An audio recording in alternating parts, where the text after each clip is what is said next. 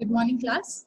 So in the last class, we have elaborately discussed all the basics of audiometry, including auditory pathways and your tuning fork tests.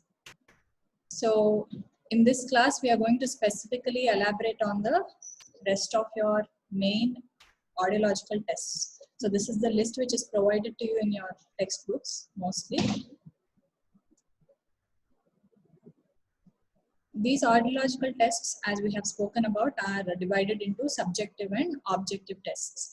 Subjective, like the name suggests, require the patient cooperation, whereas the objective ones can be done even in an uncooperative or a sedated patient, because objective tests depend upon the machinery, not the patient. So we will be discussing these tests one by one through the class. The first subjective test is your pure tone audiometry. Each and every test starting from this are either a 4 marks question, or bits from these could be 2 marks questions. So please concentrate. It might be a little difficult to understand from here. If you have any doubts, make sure to go through the class once again later and come up with your doubts and you can ask us. So pure tone audiometry is a method of determining hearing acuity of a subject for pure tone sounds of various frequencies with the help of an audiometer. So what does this mean? There are 3 points here. There is determination of the hearing acuity or the hearing threshold level, usage of pure tones of various frequencies with the help of an audiometer. So what is a hearing threshold? Hearing threshold is the least intensity or the least level of sound needed for a person to become sensitive to that signal. That means, let's say that I can hear a particular frequency, a 500 frequency at 10 decibels. So that is my hearing threshold. Whereas a person who has a type of hearing loss can hear this same frequency of 500 hertz, maybe at a 20 decibels. So that becomes his hearing threshold. So in this patient who has a 20 decibel loss, if you are going to give him a tone at a 10 decibel, no matter what the frequency, in that frequency, he cannot hear it. So hearing threshold is defined as the lowest intensity of sound needed for a person to detect a signal, approximately 50% of the time. Okay. So why should we use only pure tones in this pure tone audiometry? So what is this pure tone again? It is a sound which has only a single frequency range. Yes. This is because the cochlea or the auditory system is organized tonotropically. That means the high frequencies are represented at the basal end of the cochlea and the low frequencies at the apical end of the cochlea. So if you were to give a complex noise with many frequencies at once to the patient, you will not be able to specifically point out which area of the cochlea is damaged. Whereas if you give a pure tone of a particular frequency and keep increasing the frequencies in an order, wherever there's a defect, we can identify it. So for this reason, we use pure tones in this test instead of complex sound. So in pure tone audiometry, we assess the air conduction threshold and the bone conduction thresholds. So air conduction threshold means the sound is given through the external auditory canal, passes through the middle ear, goes into the inner ear, through there to the nerve, and then finally to the receptive area in the temporal lobe. So air conduction measures the conductive mechanism and also the sensorineural mechanism. Conductive is up to the middle ear, and beyond that will be your sensorineural mechanism. Whereas your bone conduction threshold, the sound is given on the mastoid, because of which it bypasses the conductive system and only tests the sensorineural mechanism. So these are the 2 thresholds we look for in PTA. So this is a typical audiogram image. So the parts of an audiometer are an oscillator. It generates these pure tones. An amplifier, just like a speaker, it can amplify the sound. The attenuator controls these intensities. A gate, it's just an on and off switch. And finally the transducer, which delivers this tone to the ear. So in the case of Looking for air conduction, we give it through a earphone or a speaker, whereas for bone conduction, we use a bone vibrator. So these are the parts again. And the most common frequencies we test in pure tone audiometry range from 125 Hertz to 8000 Hertz mostly. In some books, it's also mentioned as 10,000 Hertz, but mostly it's from 125 to 8000 Hertz. These are again the parts of the audiometer explained. So the air conduction thresholds we measure by using frequencies of the entire range of your audiometer. That is from your 250 Hertz to 8000 Hertz. Whereas in bone conduction, we measure only from 500 Hertz to 4000 Hertz. So why do we leave behind this 250 Hertz and your, yes, 250 Hertz and beyond 4000 and 8000 Hertz? Why do we leave them behind? So like we have discussed, why a 512 tuning fork is the best for testing. Any sound or of any frequency should have a balance between your tone decay and your tactile vibration. Tone decay is the sound heard and tactile vibration is the sound felt. So there should be a balance between the two. In a 250 Hertz, you can feel the vibration more than hearing the sound. So it is not accurate for testing bone conduction. Whereas in frequencies above 4000 Hertz, they are more heard than the sensation of vibration. So since there is no balance between the tone decay and tactile vibration, we don't use these frequencies for bone conduction thresholds. Another important component while testing for bone conduction threshold is masking. What is masking? It is nothing but giving a narrow band noise in the opposite ear of testing. So if I'm testing the right ear, I mask the left ear by giving it a narrow band noise. This narrow band noise we have discussed. It is the noise consisting of frequencies of the audiometer. In this case, from 250 to 8000 Hertz. So this noise only contains mixed sounds, that sound pure tones, mixed sounds of all frequencies ranging from 250 to 8000 Hertz. So why do we need masking? It is because cross-hearing occurs when a stimulus presented to the test ear crosses over and is perceived in the non-test ear. So what does that mean? Like you can see in the diagram, 100 decibel sound is being given to the right ear of the patient. Okay, the cranial bones absorb or attenuate up to 40 decibels. So this 40 decibels is minused and the rest of the 60 decibels, even though is being given by air conduction, is transmitted to the other ear.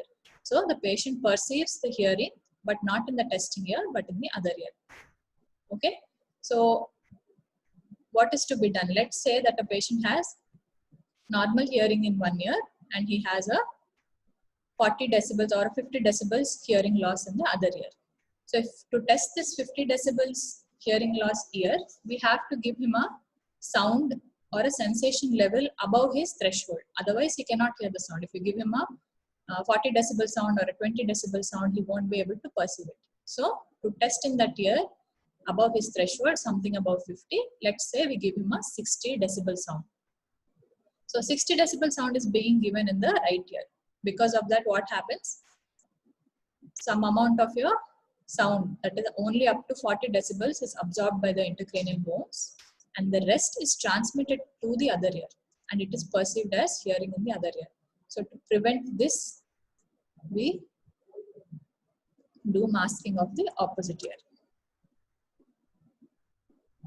So air conduction sound crosses over when there is more than a 40 decibel difference between AC threshold of 2 ears, just like we discussed.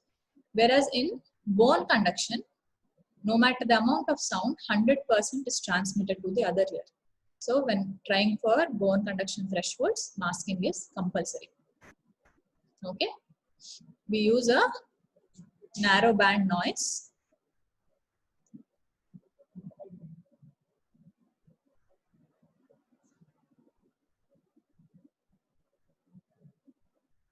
Next slide.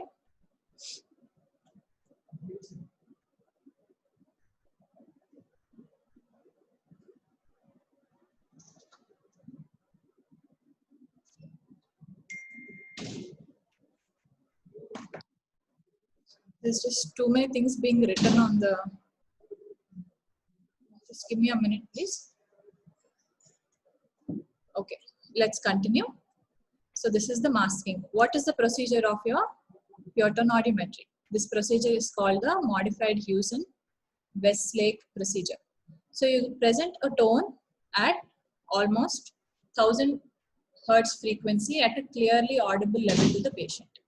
Then we go up by 5 decibels or down by 10 decibels, and we reach a level of intensity where we can hear the response at least 2 times out of 3. Screen में देंटे numbers.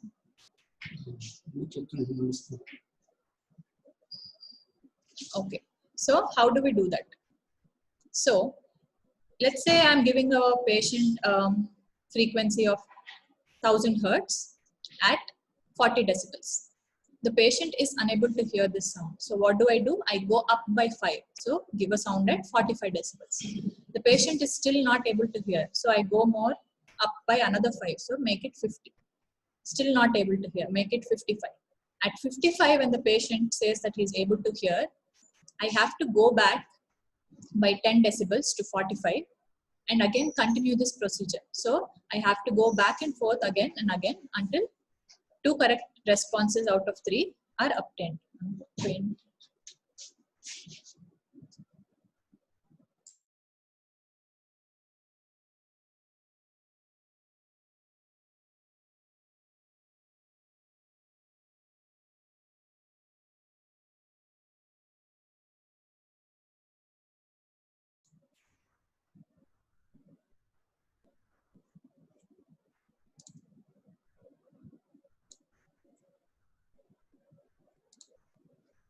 Okay, we have lost the sketch now. I hope the PPT will be more clear now.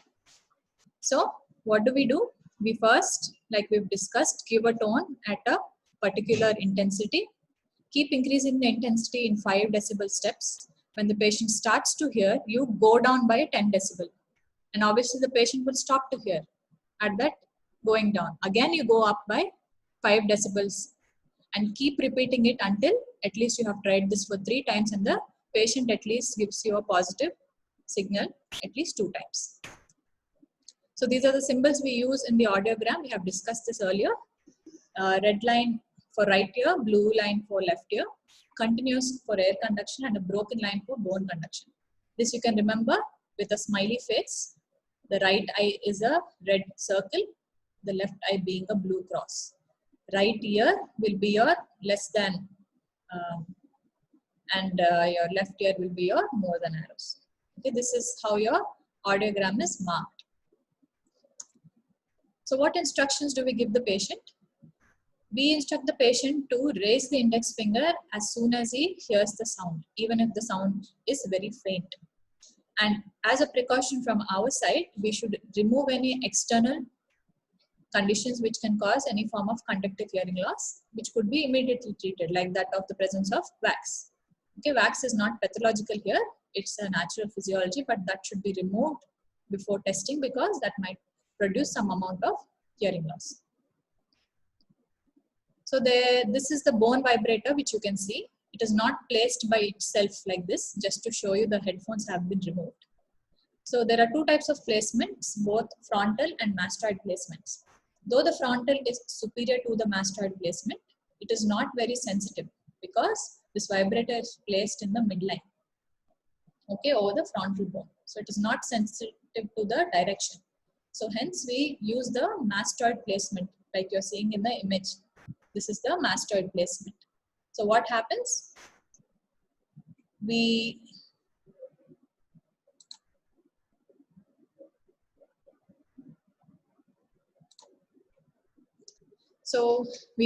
put this vibrator on the mastoid bone. What is this mastoid bone again? It is this U-shaped bone in the postauricular region. It is a part of the temporal bone. Mostly it is called the mastoid tip. So we use that. So this area where you're placing this bone vibrator should be free from hair, should be placed where the sound appears loudest to the subject, should not touch the pinna or the headphones or earphones, which was supposed to be in the image. We just removed it for you to visualize the bone vibrator. And the other non-test ear should be masked.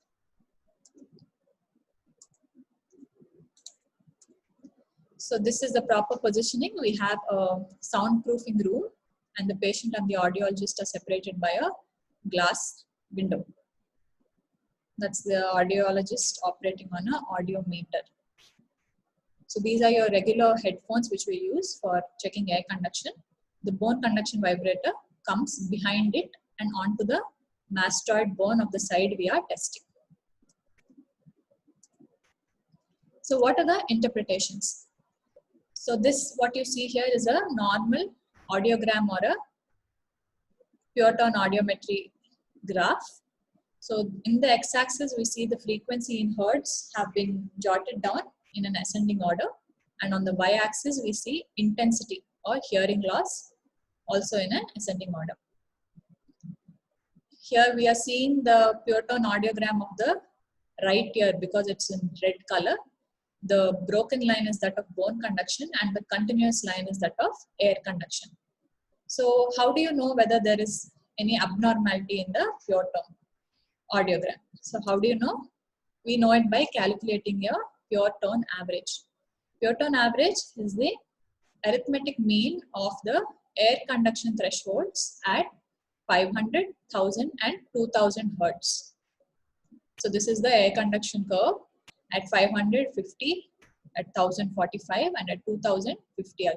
By 3, this is your hearing loss in this patient. So you calculate your pure tone average. This gives you the hearing loss. So how do you again know whether it is a conductive type of hearing loss, sensory neural type of hearing loss or a mixed type? So in a case of a conductive type of hearing loss, we will be able to see an air-bone gap. Air-bone gap meaning a gap between your air conduction line and your bone conduction line. So how do we calculate this? This example is not particularly specific of this graph. The numbers have been simplified to whole numbers to make it easy to understand. So we calculate the air conduction threshold for these 3 frequencies and the bone conduction threshold for these frequencies. When you minus these two, when the result is more than 10 decibels, that means it is a significant air-bone gap. Okay, when there is a presence of significant air-bone gap with bone conduction below 10 decibels, that will become your conductive hearing loss. Here you can see that there is no AB gap. Both your air conduction and bone conduction are overlapping each other. So when you calculate the thresholds, here your bone conduction threshold is more than 10 decibels. So more than normal. So there is a bone conduction component only here. There is no AB gap. So this is a sensory neural deafness or your SNHL. This graph represents your mixed deafness or a mixed hearing loss. Here you can see between the bone conduction curve and your air conduction curve, there is an AB gap. And also the bone conduction threshold as such is more than 10 decibels.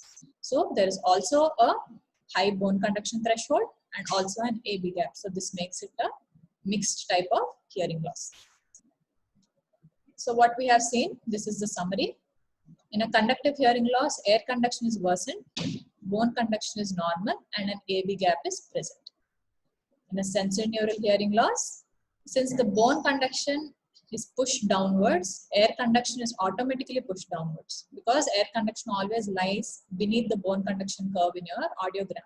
So both of them are worsened, but there is no air-bone gap. Whereas in a mixed hearing loss again, both air conduction and bone conduction are also worsened and there is also an AB gap. So these could be your 2 marks questions in a continuous row of the probable next 4 or 5 slides.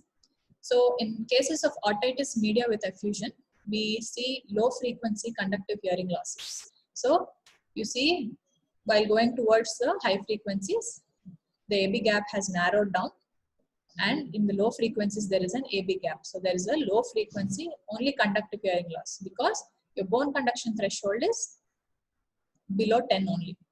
Okay, 5, 10 and 10. So approximately it is below 10. So only there is a conductive hearing loss component, that too in low frequencies. This is seen in increase in mass factor. So what is this mass factor again?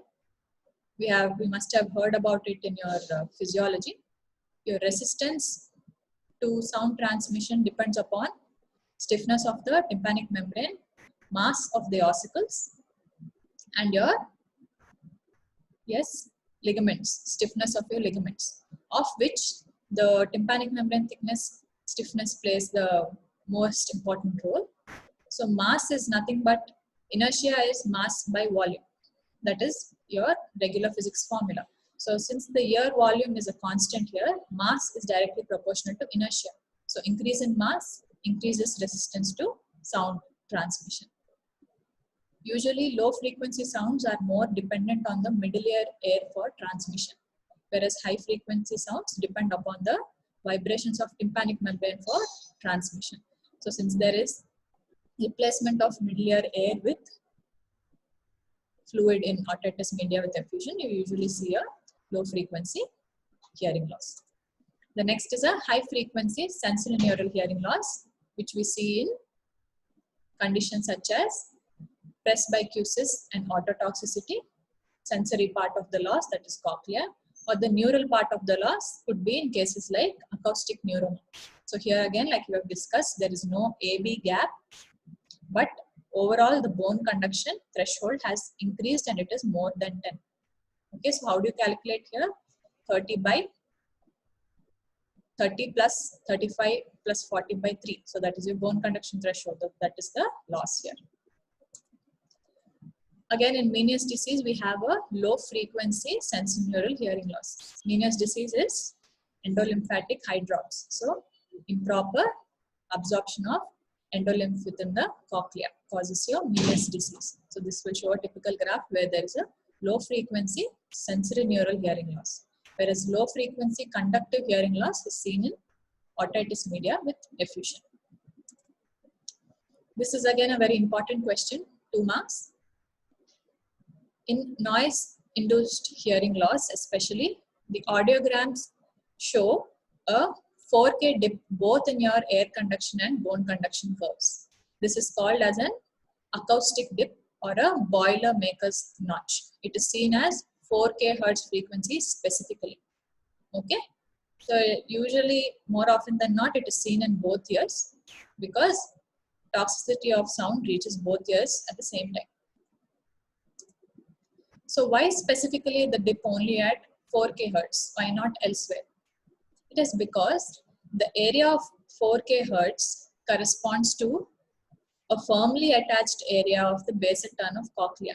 Therefore, it is prone to torsion or pressure changes in the perilymph. And it is also more prone to vascular injuries. Okay. So when you give a very high frequency sound, there is also a reflex contraction of intratympanic muscles. This contraction makes the sounds to an even more higher frequency. So when this higher frequency sound is transmitted through the ear, some amount of resonance of external auditory meatus is increased. So overall the intensity of the sound will also be increased. Okay, so this is why there is a dip at 4K hertz. Next is the Cahart's notch. Cahart's notch is the dip in your bone conduction curve only at 2000 hertz, and it is seen in a condition called as otosclerosis. I know you haven't still come to the classes of otosclerosis, but when you get there, you will understand. Otosclerosis is replacement of the enchondral layer of your laminar aortic capsule by a spongy bone. What is spongy bone? It is a very dense, dysfunctional, brittle bone. So because of this, the ossicular mobility is reduced, and because of that, you see a 2K dip. Why specifically a 2K dip? So the stapes resonance is maximum represented at this 2K hertz frequency. So the most common site for otosclerosis is at the footplate of the stapes. So because of that, the fixation of stapes disrupts the normal ossicular resonance at 2000 hertz. Okay. So this is another audiogram. It is called as a cookie bite audiogram, a U-shaped or a basin-shaped audiogram. It is a bilateral, that is in both ears, mid-frequency sensorineural hearing loss seen in congenital deafness. So we have multiple classifications of hearing. This is a WHO classification, which is mostly occupational. This is what certificates or hearing certificates, that's the classification used for this medical legal purposes. But the classification we use clinically is this Goodman and Clark classification. This is a clinical classification. It is divided into 7 types. 0 to 15 decibel loss is normal, 16 to 25 minimal, 26 to 40 mild, 41 to 55 moderate, 56 to 70 moderately severe, 71 to 90 usually severe, and more than 90 is profound. Okay, so what are these decibel levels? These are decibels of hearing loss which you get by calculating pure tone thresholds in that person's audiogram. This is a graphical representation. Please go through it again later.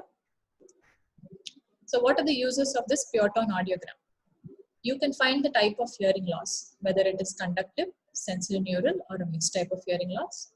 You can find the degree of hearing loss, like we have seen previously, could be minimal, mild, moderate, moderately severe, severe or profound.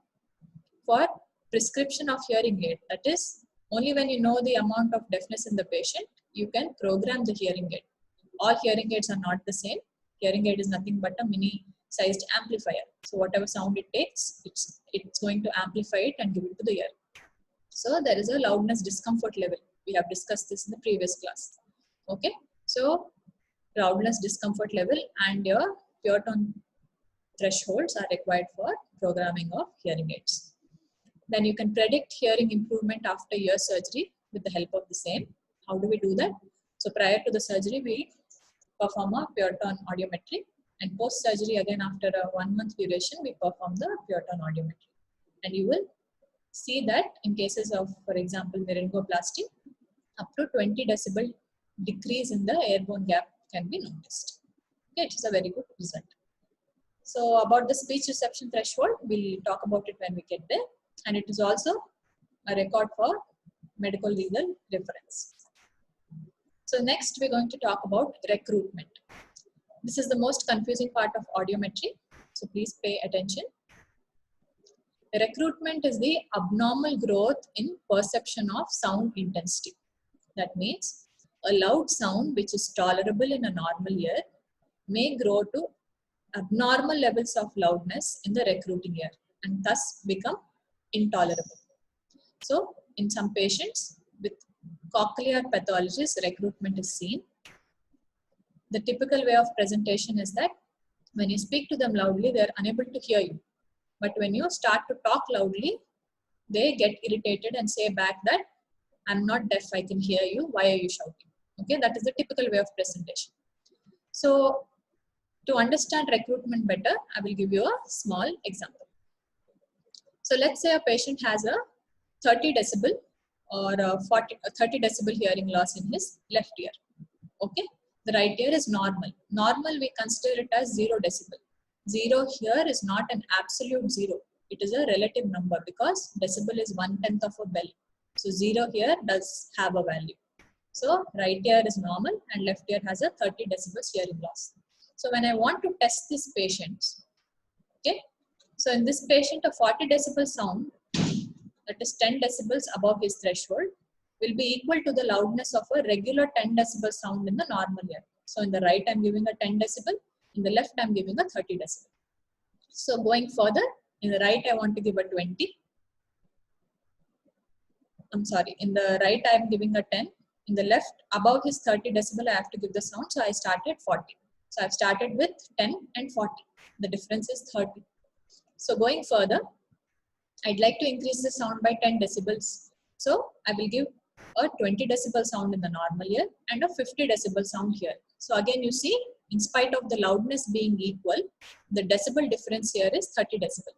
So what is intensity? What is loudness? Intensity is the strength of the tone, whereas loudness is the sensation of that intensity felt by patient. Okay. So next, when I keep on increasing, what happens is, in this ear, when I go to a 40, you expect a 30 difference in this patient, like the previous time. So you want it to be somewhere around 70 decibels here. But if this ear is having a cochlear pathology, what happens is that though you are giving a 70 decibel sound in this ear, the patient perceives the loudness that should have come with sounds of 80 or 90 decibels. So that means no matter the lower decibel you're giving the patient, the intensity is not changing, but the patient's sensation of loudness will be increased because of the cochlear pathology. Okay, so there are certain mechanisms for recruitment. So the sensation of intensity, which is the loudness, is determined by number of cochlear nerve fibers activated by a stimulating sound. This is regular. So recruitment depends on the fact that each cochlear nerve makes contact with several hair cells. When you give a sound of a weak intensity in a deafened ear or a worse ear, the stimulation of the outer hair cells is only sufficient to activate a few nerve fibers which innervate them. So the action potential will be weak. Hence the sensation of loudness experienced in this bad ear is less than normal. This is what happens. That's why they are unable to hear. Whereas when you give a strong intensity sound, in this patient I'm giving when he has a deafness, so I'm equating a 10 decibel sound in the normal ear with a 40 decibel sound in the abnormal ear in a patient who's having a 30 loss in the abnormal ear. So 10 here is equal to 40 there. So when you give a strong intensity sound, stimulation of the inner ear cells is able to saturate a larger number of fibers. So hence the sensation of the loudness experienced by this worse ear will now be equal to that of the normal ear. And even higher intensities, as you go on increasing, there will be an more and more increase of the loudness that is called as over recruitment. So recruitment is tested by two tests, which will be your alternate binaural loudness balance test, short form ABLB, and a CC, short increment sensitivity index. So ABLB and your CC tests. So when you start with your ABLB test, this is done in the case of unilateral hearing loss. So you take a particular frequency, in this case 1000 Hertz. This tone is played alternately to the normal and the affected ear. So it is given in one ear and next to the other ear, alternately in both the ears. So in the worse ear, that means the ear which has a hearing loss, you give the sound at 20 decibels more than his threshold. 20 decibel sensation level. So sensation level is the intensity at which the patient can perceive the sound. So if this patient is having a, let's say 40 decibel hearing loss, if you give him a normal regular 30 dB sound, he won't be able to hear. So you have to give him some sound above his 40 decibels. So as a rule, we give a 20 decibels more than the hearing threshold. So we give him a 60 decibel sound. And the normal ear, which does not have hearing loss, we start with 0 decibels. So let's take this example. This left ear has a 40 dB loss and this is a 0. So in the left ear, I give a 60 dB sound, whereas here I'm starting with 0. So I alternately give the sound and ask the patient in which ear he hears better. So if the patient says that he's hearing it more in the worse ear, so what I will do, I will increase the intensity of the sound by 5 decibels in the normal ear. Still he says it is more in the worse ear, so I increase it by 5 decibels more. I keep on increasing, or if necessary, I decrease by 5 and recheck. So by increasing or decreasing the thresholds by 5 decibels in the normal ear, I want to match the loudness in both the ear. So you have to understand that intensity and loudness are two different things.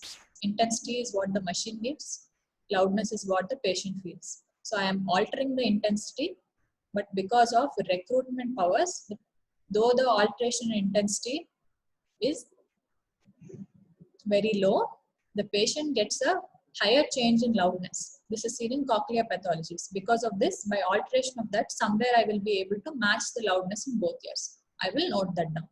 So first we started at a 20 dB sensation level.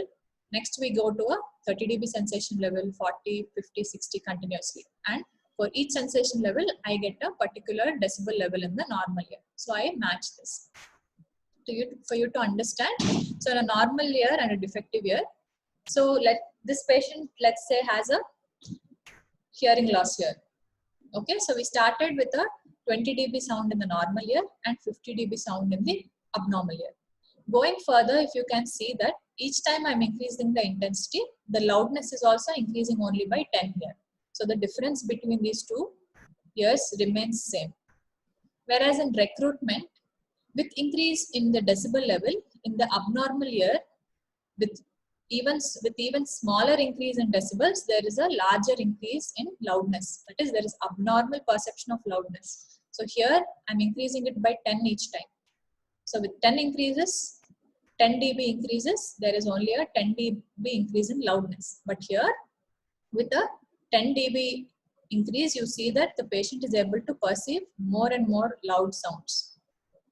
Okay, so what happens? The gap between these two lines tends to narrow down or decrease. Whereas in a retrocochlear, that is, cochlear means this is a sensory part of your auditory system. Neural part is again from the nerve to the rest of the brainstem and your auditory cortex. So in retrocochlear, you see that the gap between tends to increase. This is because of nerve fatigue. Nerve fatigue meaning there is decay of tone faster. That is, you have to keep increasing the intensity further for the nerve to function. So because of nerve fatigue in retrocochlear, you see that the initial difference is increased. Next test is your SISI, short increment sensitivity index.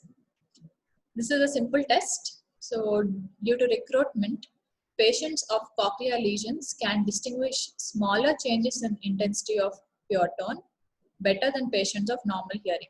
That is, a normal patient cannot appreciate a 1 decibel change in sound. So if the patient is having a normal hearing, if I increase the sound by 1 decibel, he won't tell you that okay, I perceived it, it's more loud. So he cannot differentiate between a 50 decibel sound and a 51 decibel sound. But because of recruitment, what happens? Even if you're increasing it by 1 decibels, the loudness increases by multiple numbers. So 1 decibel increase can cause a 2 number increase in loudness. 2 decibel increase can cause a 5 decibel increase in loudness. So because of this abnormal growth of loudness, this test can test recruitment. So how do we do this? We give a continuous tone at a 20 dB sensation level. That is 20 dB above hearing threshold, and you sustain it for 2 minutes. So you give it continuously. Okay, and every 5 seconds there is a tone which is increased by 1 decibels. So it is heard as a blip. Okay, you give a 20 decibel sound for 2 minutes, and every 5 minutes you increase the decibel. So make it 21, 22. So keep increasing it like that every 5 seconds. And 20 such blips are given. The patient is asked to notify you whenever he hears the change or perceives the change in this loudness. So the number of blips is multiplied by 5 and it gives you your SISI score. It is in percentage. So in cochlear deafness, that is when the patient can perceive this minor changes of intensity. So they detect the sounds almost to up to 100%. So 70 to 100% if they were able to detect, it is a definite cochlear deafness. Whereas some people might perceive it while you're going up to a higher intensity. So when you're at 50, when you go to 51, 52, they may not perceive it. But when in an order, when you're giving these 20 blips and somewhere down the line you reach 60 or 65, they will be able to perceive it one place or another. So when there's only a 0 to 20% perception here, it could be present in conductive deafness and nerve deafness. So your recruitment is a phenomenon only related to cochlea. It does not test the conductive system or does not test the neural system. It tests only the sensory system. That is the cochlea. Next, this is the test for your neural system. Okay. The threshold tone decay test was given by Oslin and Nofsinger in 1974.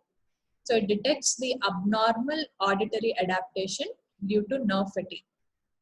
This is caused in retrocochlear lesion.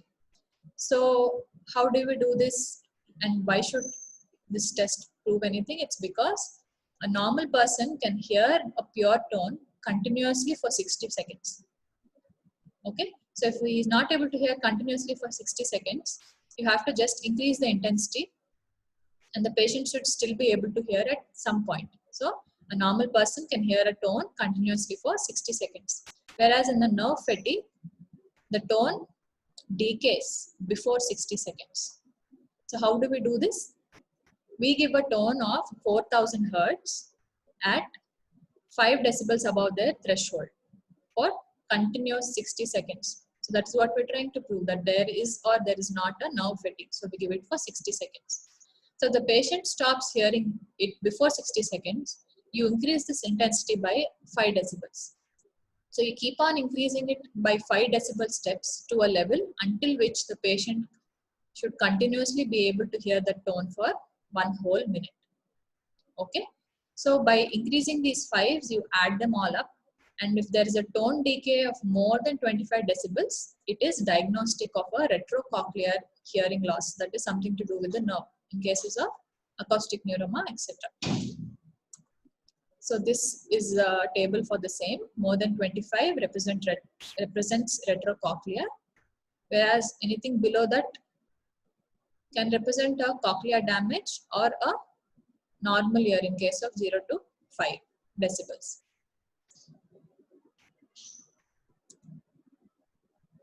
Next is your speech audiometry.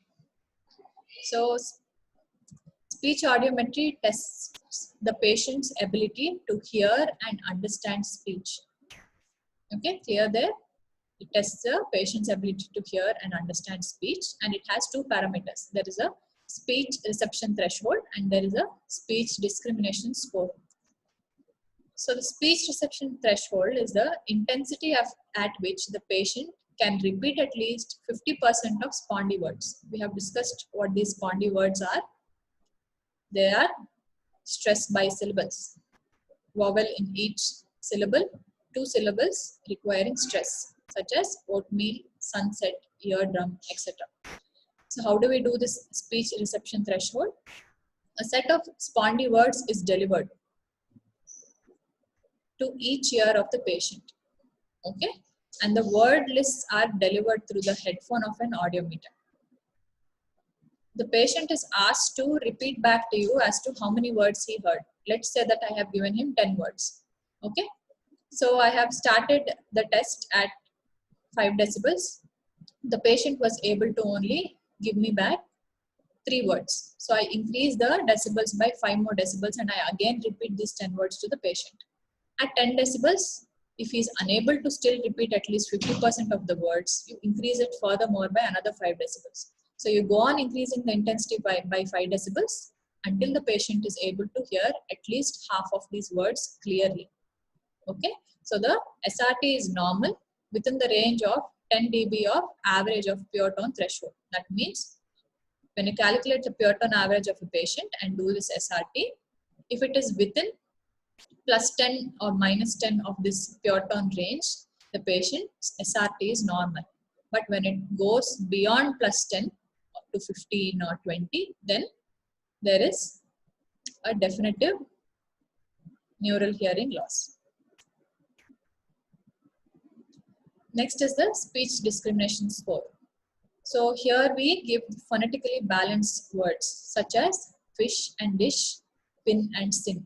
So phonetically balanced words are delivered through the headphone to each ear at an intensity 30 to 40 decibels above the speech reception threshold. So you should first do the speech reception threshold, and after you have received that value, you give a sound above 30 to 40 decibels above it. Then you give these phonetically balanced words above that decibel.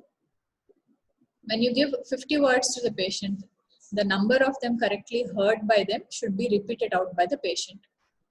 Okay, so I've calculated the SRT. I have started to give them phonetically balanced words 30 to 40 decibels above the level of SRT, and I ask the patient to repeat them back to me. So the number of words repeated back to me are multiplied by 2, and that is how you get your speech discrimination score.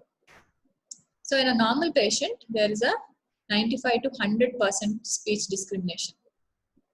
Yes. In a conductive hearing loss, speech discrimination is 90 to 100%, but at a higher intensity. I'll show you the diagram, you will understand better. So here you will see that at a normal intensity or at lower intensity itself, in a normal patient, up to 100% of the words can be repeated. Yes.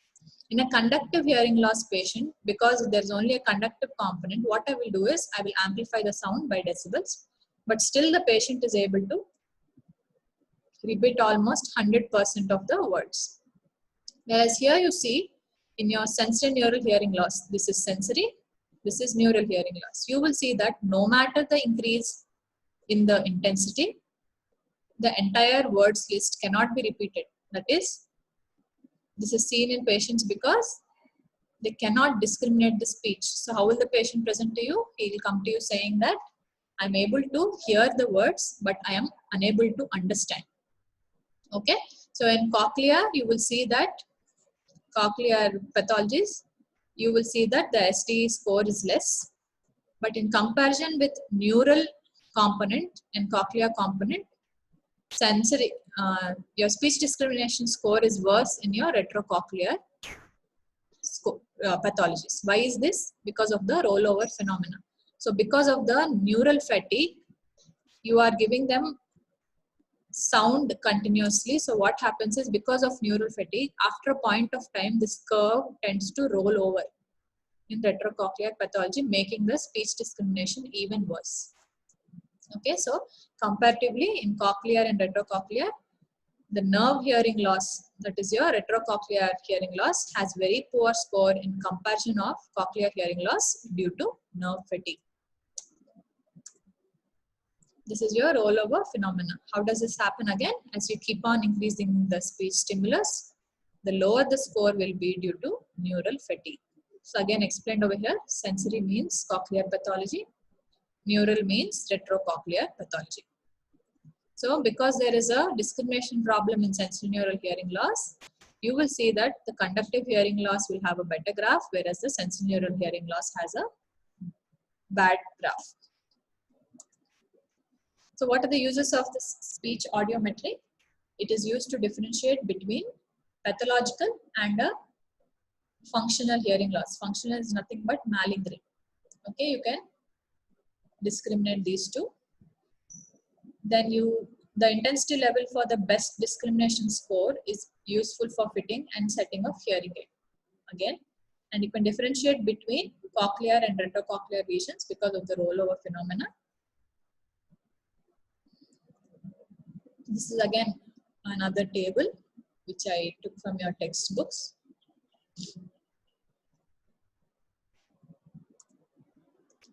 So the next is your Becke's audiometry.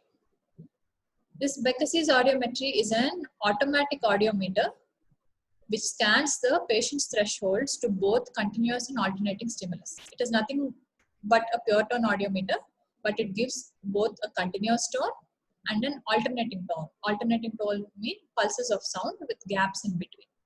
So how is this Becke's audiometry done? So here there is a motor in the pure tone audiometry which delivers different frequencies of sound continuously. Okay, so this frequencies we can program in an ascending order or a descending order. This is not controllable. It is not a variable factor. So the frequencies in a forward sweep, that is from the lowest to highest, keep on increasing continuously. That is how we use it.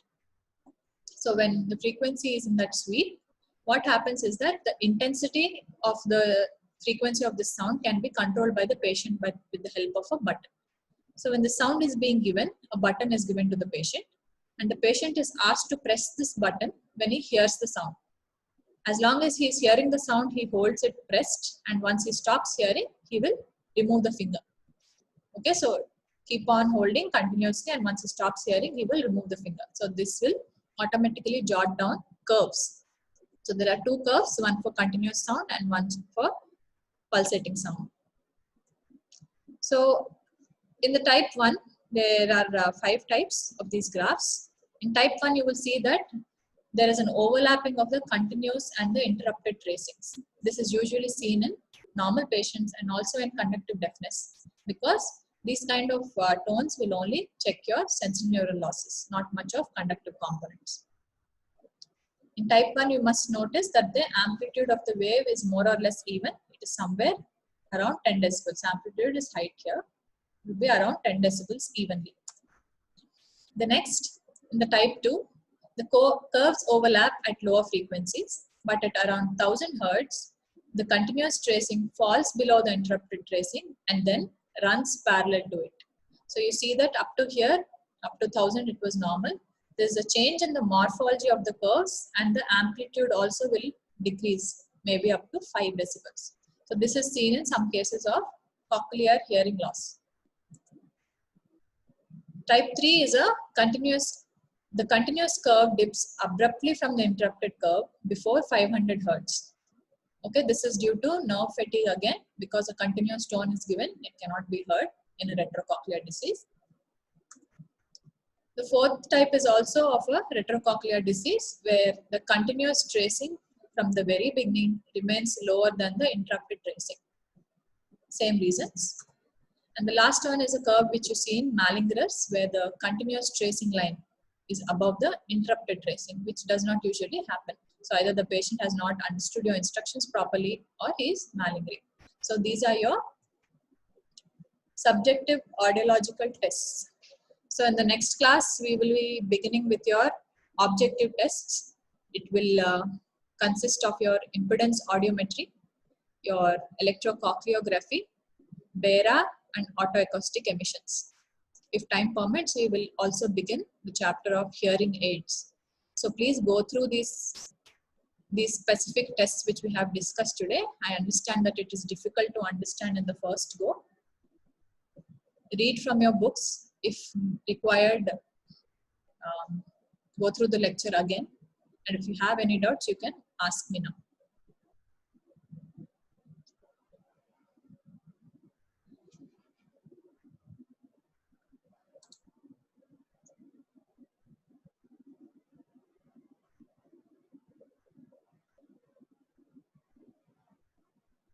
Yes, any doubts?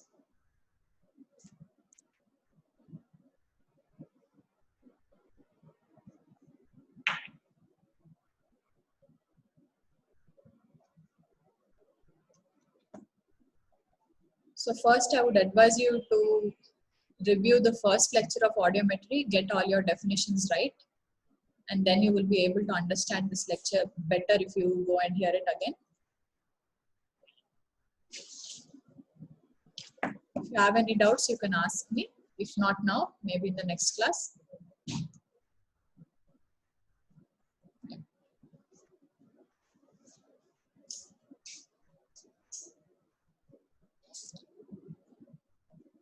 We will show you some of these audiometric tests in your clinical lectures, PTA, BERA, and autoacoustic emissions. But to understand them, you need to have a clear idea of how they are done. So please go through the lecture and you can ask me any doubts. If not now, later. Okay.